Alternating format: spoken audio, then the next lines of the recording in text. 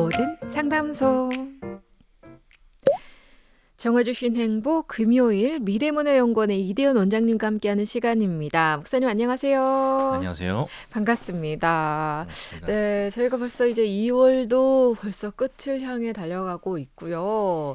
지난번 질문을 저희가 함께 나누면서 네. 못 다 끝냈어요. 네. 질문에 대한 내용이 조금 더 우리에게 중요한 내용이기도 했고 음. 하나하나 짚어가기 위해서 음. 일단 지난 시간에는 이 천국에 대한 이야기만 나누고 마무리가 됐었는데요. 네. 또 지난 질문을 또 당연히 2주가 지났기 때문에 질문을 네. 기억하지 못하실 것 같아서 한 번 더 질문을 네. 또 드리도록 하겠습니다. 저는 모태신앙으로 살아온 사람입니다.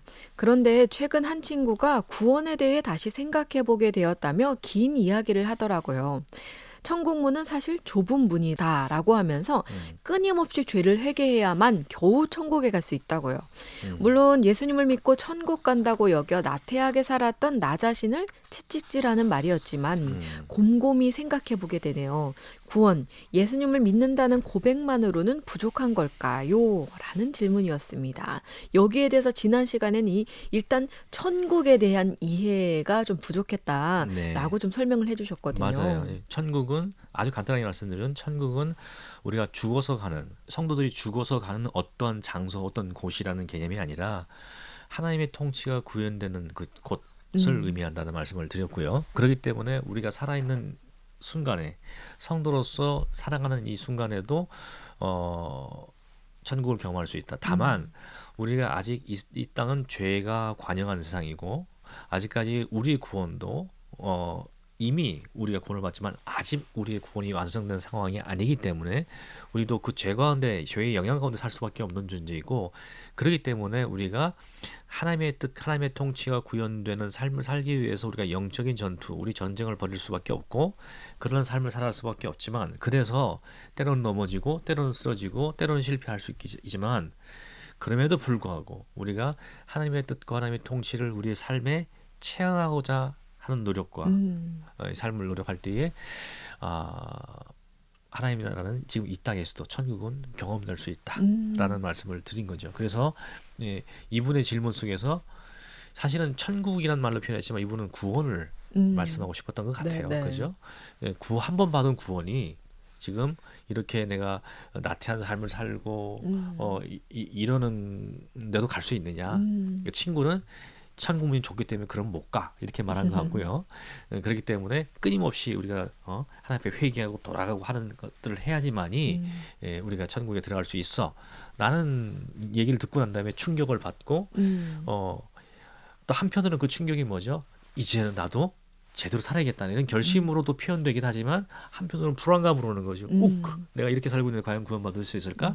라는 불안감이 엄습해 왔기 때문에 이런 질문을 하신 것이 아닌가라는 생각이 듭니다. 저는 이 질문이 이제 2주에 걸쳐서 지금 또 저희 방송으로는 뭐 다 2주가 지났지만 걸쳐서 이제 질문을 하면서 좀 고민을 좀 더 해봤어요. 근데 이 질문을 자세히 보니까 좀 그런 부분인 것 같아요. 이 질문자가 모태신앙이잖아요. 그렇죠. 네. 그러다 보니까 당연히 자연스럽게 나는 계속 교회 다녔으니까 나는 수련회 때 눈물 흘리면서 예수님 만났으니까 당연히 천국까지 라고 생각하면서 살았는데 친구 질문을 받으니까 한국 교회가 사실 막 평안, 사랑 이런 것만 넘쳐나니까 좀 나태한 부분들이 사실 없잖아 있는 것 같아요. 그런 것들을 생각하고 좀 이렇게 생각하게 되지 않았나라는 생각이 들었어요. 이게 참 다양한 방향으로 생각할 수가 있는데 오늘 또 지금 우리 사회자분께서 말씀하신 걸 들어보니 또 그런 부분도 생각이 나요.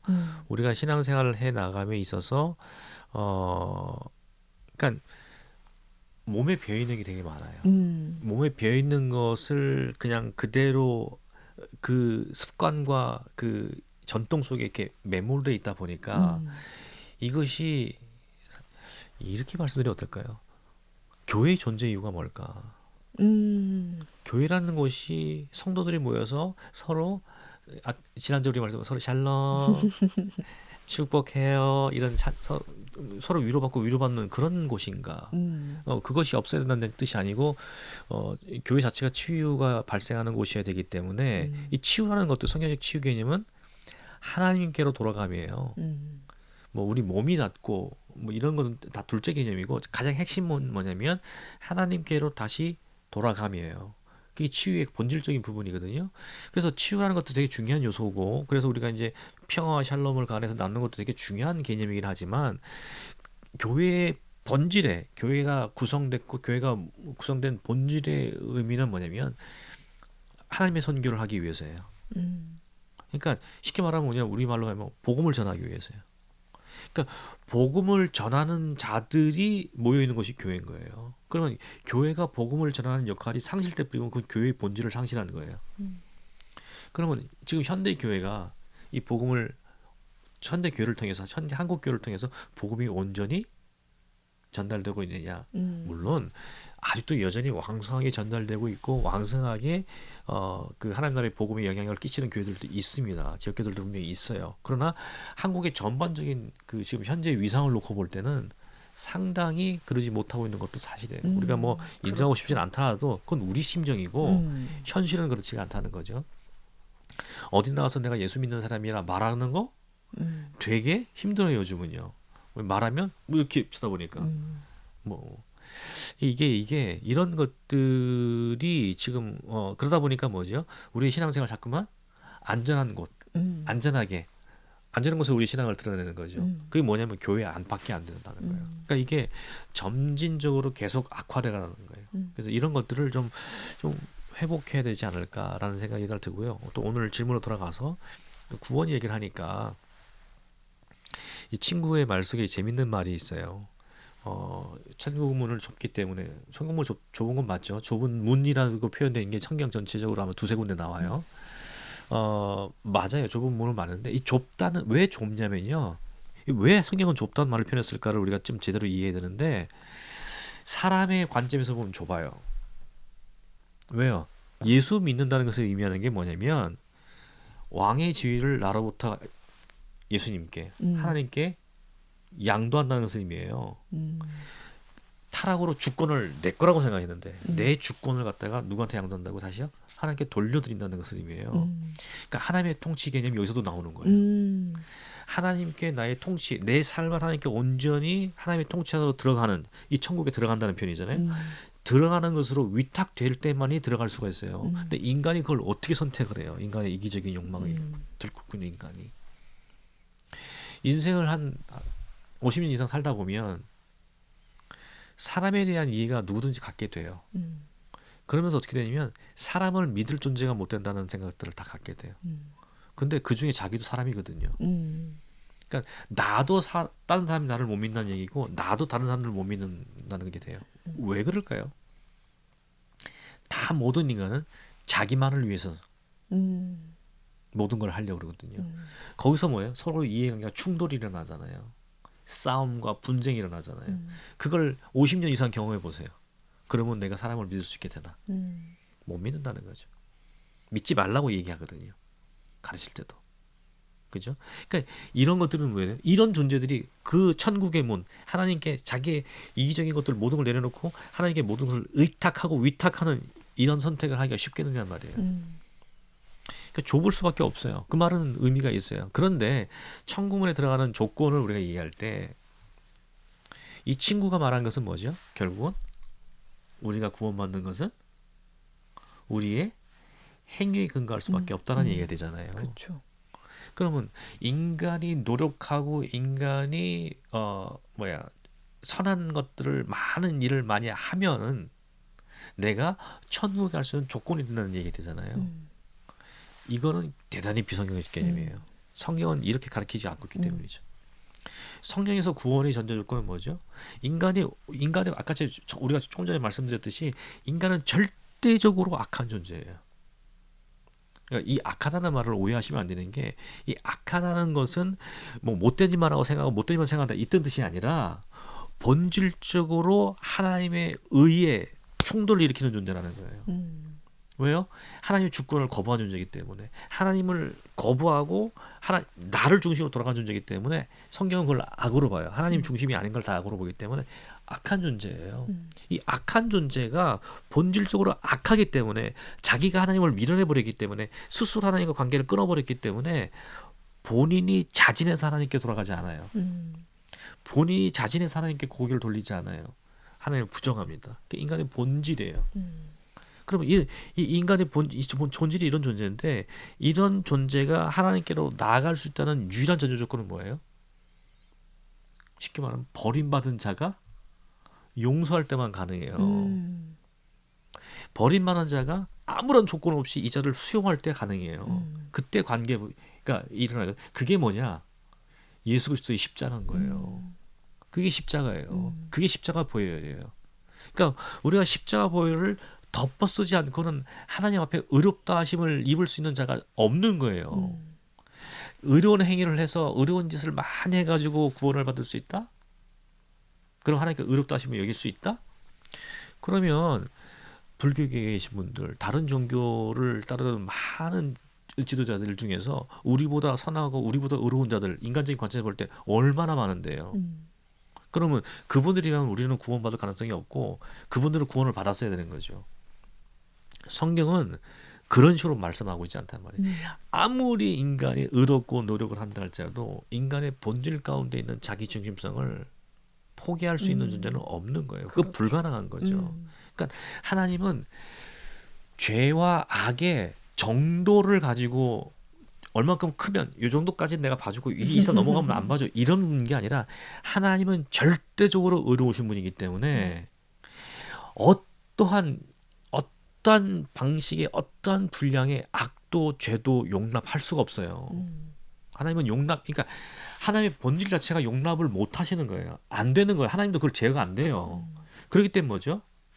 어떤 인간도 뭐예요? 아무리 의롭고 행하는 자도 그 안에 있는 죄의 본질적인 요소가 누구한테는 있기 때문에 그것 때문에 하나님께 나아갈 수가 없는 거예요.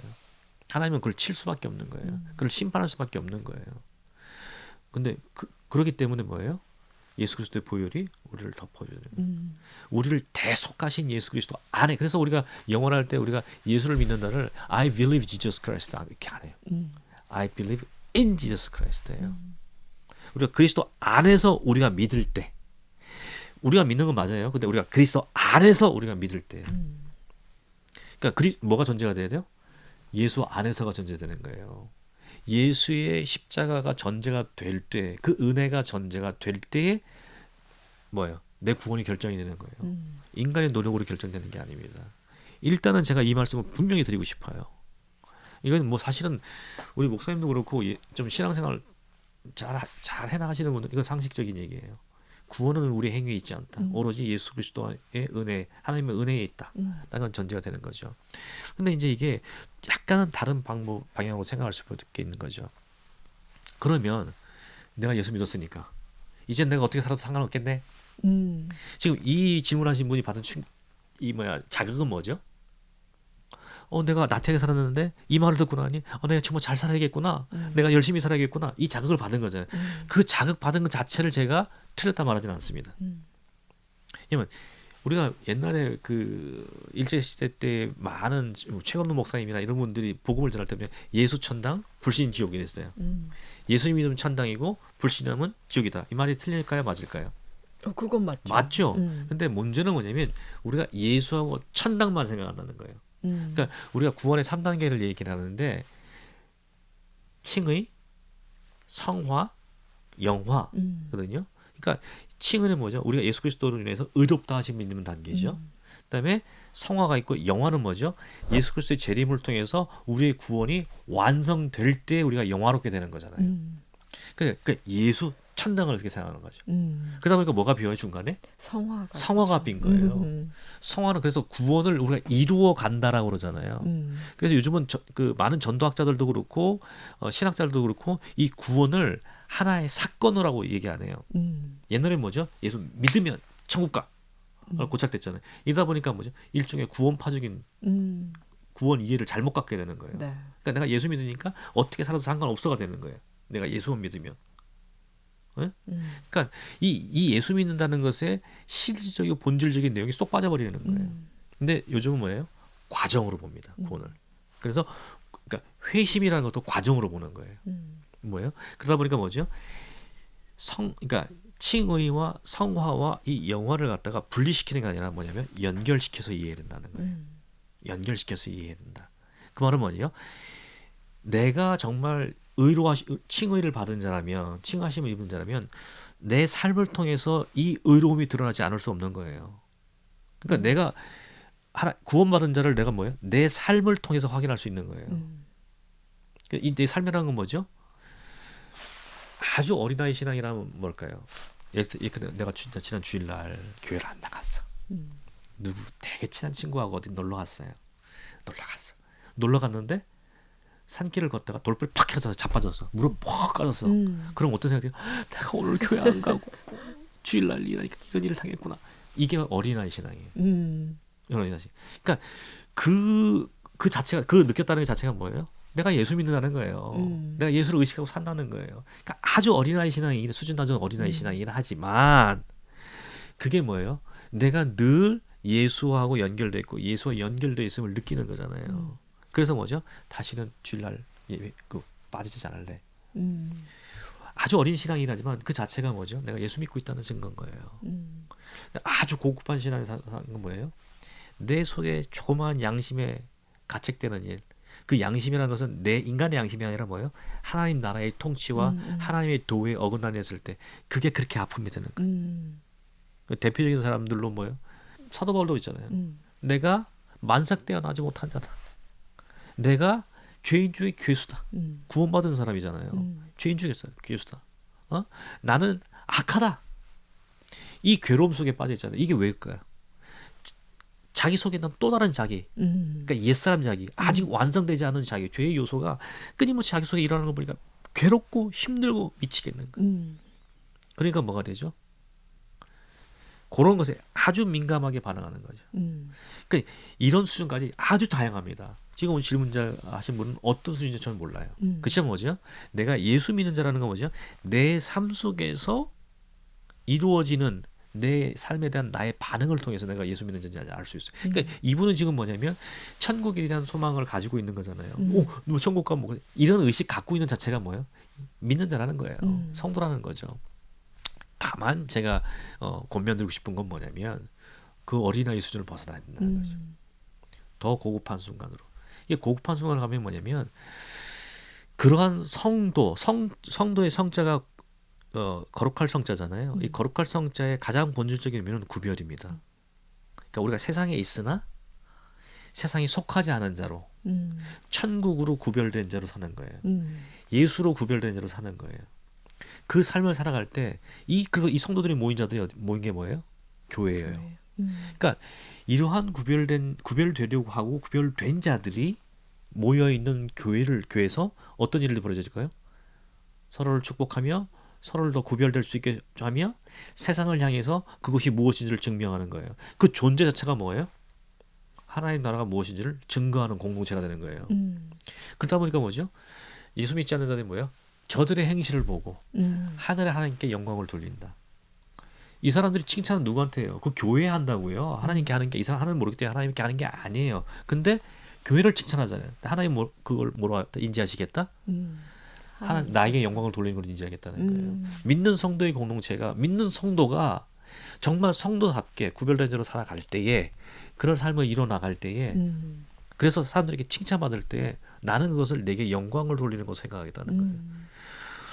하나님은요, 창세기 1장부터 요한계시록 마지막까지 이르기까지 단 하나도 사람으로부터 무엇인가를 그러니까 하나님의 충족을 위해서 사람에게 요구하신 적이 단 한 번도 없어요. 성경 어디 있으면 갖고 와 보시잖아요. 한 군데도 못 봤습니다. 사람에게 요구하는 것도 무엇 때문에 요구하시냐면 그렇게 해야지만이 하나님과 연결되고 연결되어야지만이 하나님의 축복을 그들에게 보낼 수 있게 마음껏 축복할 수 있기 때문에 요구하신다고요. 하나님께서 뭔가를 취하기 위해서 요구하신 적은 단 한 번도 없어요. 네.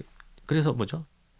구약성경과 신약성경 통틀어서 거기 있잖아, 하나의 단어로 표현해보라라면 하나님을 하나의 단어로 표현하면 은혜라는 말로밖에 표현이 안 돼. 신약성경에만 은혜가 있는 게 아니라 창세기 1장 1절부터 요한계시록 마지막까지 하나님의 은혜가 성경 전체를 관통합니다. 지금 이 시대는 뭐예요? 하나님의 선교라는 이름으로 그 은혜를 구현시키기 위해서 우리 성도들을 부르시는 거죠. 지금 제가 아까 말씀드렸습니다. 하나님의 예수 그리스도의 은혜로만 구원받습니다. 우리의 조건으로 구원받는 게 아니에요. 행위로 구원받는 게 아니라. 그리고 난 다음에는요, 우린 자유인이에요. 예수 그리스도 안에 있는 자유인이에요. 자유의지를 가지고 하나님 안에서 우리가 생활해 나갈 때 내가 샬롬을 느끼는데, 내가 충만함을 느끼는데 그 삶을 포기 못해요. 그러다 보니까 뭐 어떻게 돼요? 자연스럽게 우리의 삶과 행위를 통해서 예수 그리스도가 어떤 분이신지, 그 다음에 기독교 신앙이 무엇인지가 자연스럽게 증명이 됩니다. 이것을 갖다가 뭐냐면 증인된 삶이라고 그러죠. 선교적 삶이라고 그러죠. 저는 이렇게 되시기를 권면드리고 싶어요. 두려워하지 마십시오. 자기 자신의 구원에 대해서 지금 하나님을 의식하고 있다. 천국에 대해 의식하고 있다. 이게 지금 질문자가 하나님 나라의 백성임을 증거하는 중요한 표지예요. 그렇죠. 이제는 성숙하시면 돼요. 네. 근데 그 성숙이라는 말씀을 이제 계속 하셨는데 사실 우리가 진짜 성숙해져 가도록은 이제 경건에 이르도록 우리가 연단되고 훈련되고 점점 더 자라가야 되는데 그걸 자라가지 못하고 있는 그런 모습들 그리고 질문자 주변의 그런 모습들이 아마 이 질문자를 통해서 좀 힘들게 하지 않았나라는 생각이 드네요. 맞아요. 그런 거 있죠. 예수 믿는다고 모여있는 구성원들, 교회의 지도자들을 통해서 느껴지는 상처들도 많고 하다 보니 이런 아픔도 느낄 수 있는데 저는 그래서 이렇게 말씀드려요. 사람을 보지 말고 말씀을 보세요. 네, 성경을 보세요. 성경에 반응하시고 그 다음에 두 번째는 뭐냐면 기도하세요. 하나님의 성령의 능력에 의탁하세요. 그러시면 사람이 하는 거 상관없이 그것이 무엇인지를 깨닫게 돼요. 그러니까 우리 기독교 개신교의 구원은요 집단적인 것이 아니라 대단히 개인적입니다. 그러니까 하나님과 나 사이의 관계가 가장 중요해요. 그렇죠. 그렇기 때문에 그 하나님과 나 사이의 관계를 가장 정확하게 볼 수 있게 해주고 인도해 줄 수 있는 게 뭐냐면 말씀과 기도입니다. 가장 기본이에요. 한국 교회가 언젠가부터 이 말씀과 기도를 강조하네. 맞아요. 그죠? 옛날에는 막 주문 외도식 강조했는데 요즘은 그런 강조를 안 해요. 말씀과 기도예요. 말씀을 묵상하시고 괜찮아요. 묵상하시다 모르면 묻는 거예요. 주변에 묻고 알고 그다음에 요즘 좋은 책들 너무 많습니다. 찾아보세요. 그리고 기도하십시오. 하나님 내 삶을 성령께서 나를 붙들어 주시고 내 마음을 밝히사 나로 깨닫게 하옵소서. 네. 네. 그럼 돼요.